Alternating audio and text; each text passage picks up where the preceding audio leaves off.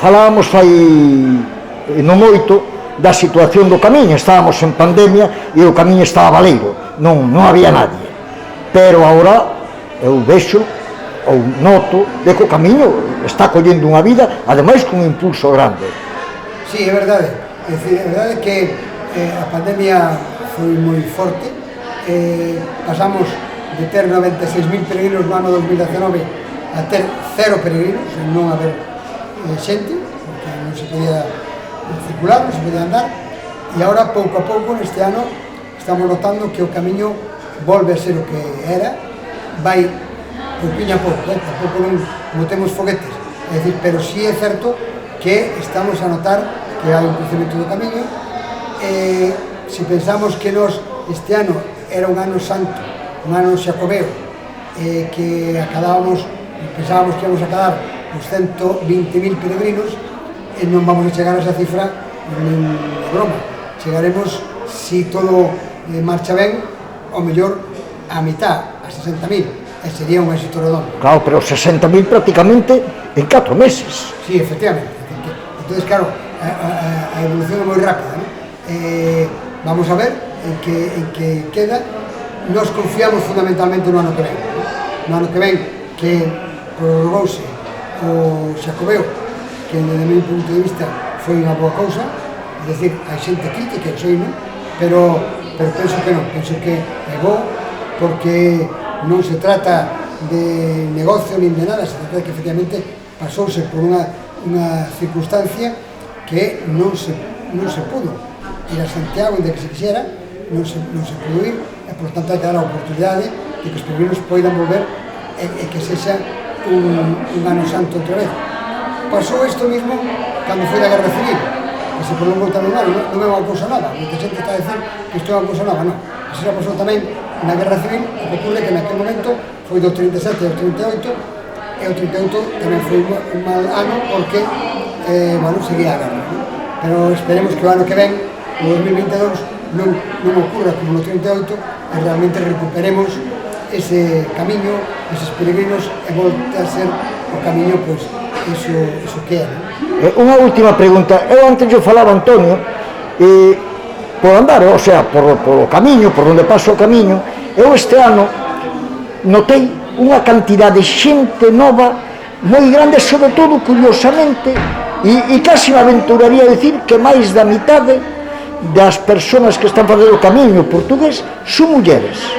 Sí, efectivamente, é unha constante miña, e é dicir que o camiño portugués é un camiño femenino, un camiño de mulleres.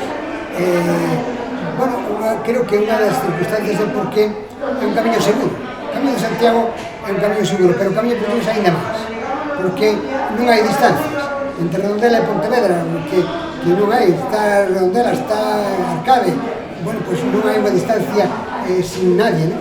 Entón é moi difícil que poida haber unha incidencia, ¿no? Entón, aparte de que sei, hoxe, pois, a Policía Nacional que están cubrindo o camiño para arriba para baixo, pois isto, o camiño é seguro. O camiño é seguro desde o punto de vista sanitario, pode ser sen a mascarilla, non hai problema ningún. O único problema pode estar nos albergues, os albergues toman as medidas todas necesarias e, por tanto, non hai problema en que isto sexa un camiño para subir e baixar todos os peregrinos, e fundamentalmente as mulleres, que venen na súa maioría solas. Sí, notei tamén que hai unha gran cantidade de xente que fai o camiño solo, e curiosamente entramos que podían ser máis desangelados, como por aí por Tomeza, por aí, pola beira dos Gafos, ver un montón de peregrinas solas. Sí, eu ademais teño unha satisfacción personal este ano, nós que somos voluntarios e por tanto facemos o traballo do albergue por amor ao camiño, non temos ninguna consideración económica. Este ano, nos momentos máis duros, era a mediados de agosto, que nós tiñamos limitacións no albergue, estábamos ao 30%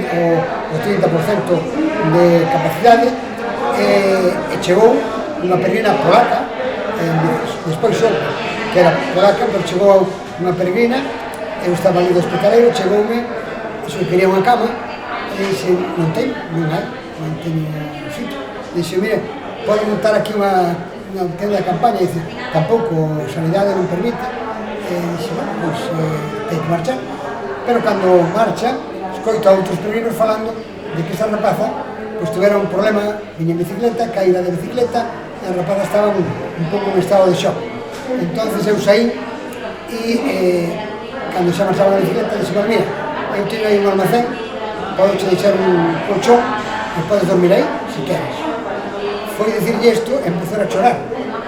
Realmente sentíme moi satisfeito, porque realmente esa é a hospitalidade, ese é o camiño, solucionar un problema que tiña unha rapaza polaca, que non sei como se chama, e que nunca volvería a ver seguramente, pero que a mí xa me dou para que todo o traballo que fixen durante todo o verán, pois quedou recompensado con este feito de que esta rapaza pudera dormir nun colchón unha noite onde non tiña máis saída que dormir na rúa. Pois moitas gracias, Tino. Mañán vémonos, continuamos coas xornadas do camiño. Así será. Vale, gracias. Bon camiño.